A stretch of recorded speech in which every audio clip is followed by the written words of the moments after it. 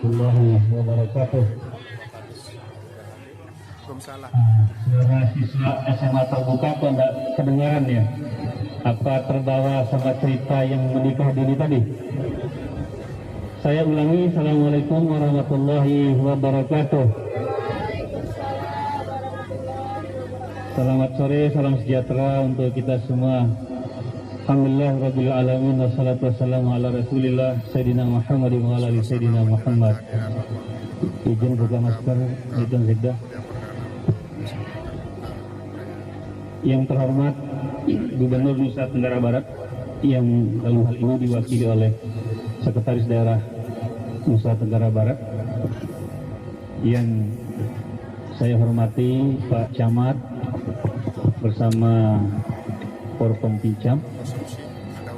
Saya hormati teman-teman Kepala Bidang Lingkup Dinas Dikbud Nusa Tenggara Barat, para Kepala Desa, teman-teman Kepala Sekolah yang hadir langsung pada kesempatan ini maupun yang melalui virtual Zoom di 17 sekolah Nusa Tenggara Barat. Bapak dan Ibu serta adik-adik siswa SMA terbuka, khususnya di SMA 1 Praia Timur. Izin kami menyampaikan beberapa hal kepada Pak Sekda, mengapa kita perlu berinovasi untuk memberi peluang dan kesempatan kepada anak-anak Nusa Tenggara Barat mengikuti dan menyelesaikan pendidikan. Pertama, Dikbud Nusa Tenggara Barat merupakan salah satu OPD yang sangat erat kaitannya dalam peningkatan indeks pembangunan manusia. Selain aspek kesehatan dan ekonomi, maka pendidikan menjadi salah satu tolak ukurnya. Ada 3 indikator di pendidikan. Pertama adalah angka partisipasi murni masyarakat. Alhamdulillah, sampai 2020 dari semua jenjang dan jenis pendidikan, angka partisipasi kita mencapai angka 102,21%. Baik pendidikan menengah pada SMA maupun SMK di Tuan Sekda, artinya bahwa semua tamatan SMP Sanawiyah di NTB ini melanjutkan sekolah, angka partisipasi murni. Namun, masalahnya di partisipasi ini ada yang menyelesaikan, ada yang terputus, ada yang sampai kelas akhir tapi tidak lulus. Yang sampai kelas akhir tapi tidak lulus itu dikategorikan drop out, DO. Nah, pilihan mereka ada yang tetap ingin sekolah, ada yang memilih tidak melanjutkan. Nah, di angka partisipasi ini pula lah, dalam tengah perjalanan biasanya Tuan Sekda, setiap kita melakukan persiapan ujian nasional, angka yang putus sekolah itu mencapai angka yang cukup signifikan, antara 50 sampai dengan 150 per tahun. Nah, ditambah dengan kondisi pandemi COVID 1 tahun terakhir ini, angka itu ada pertambahannya. Indikator yang kedua adalah rata-rata lama sekolah. Itu tugas kita untuk meningkatkan IPM.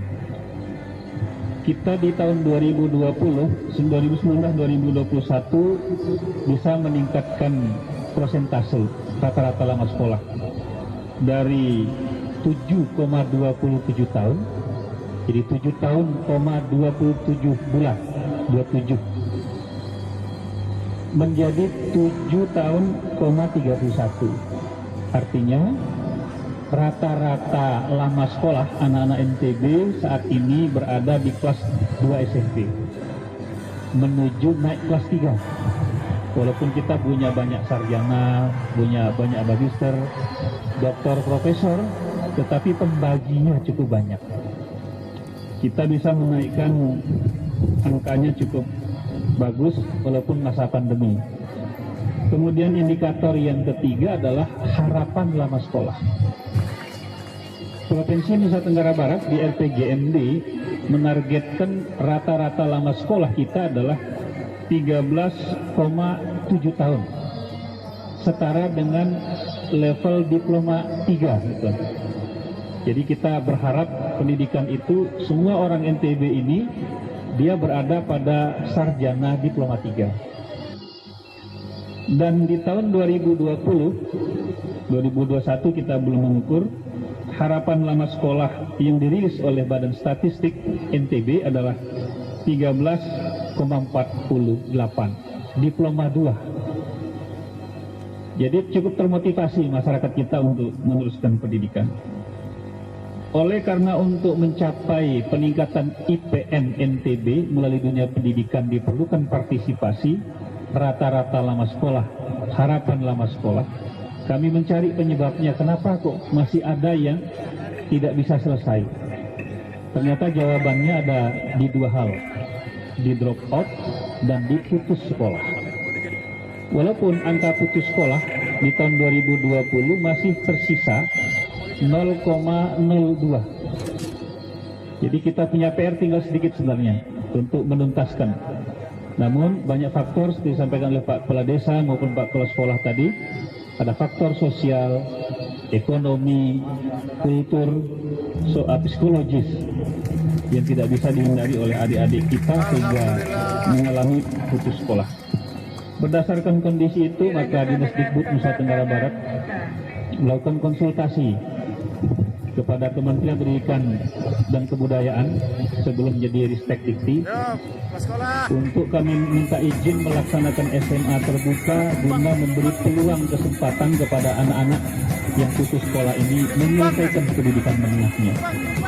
Alhamdulillah, persetujuan dari Direktur Pembinaan SMA Kementerian Pendidikan dan Kebudayaan yang diterbitkan pada tanggal 4 September 2020 dengan surat nomor 129-CF-SP-2020 memberikan izin untuk melaksanakan SMA terbuka yang sepenuhnya nanti pola pendampingan dilakukan oleh pemerintah daerah.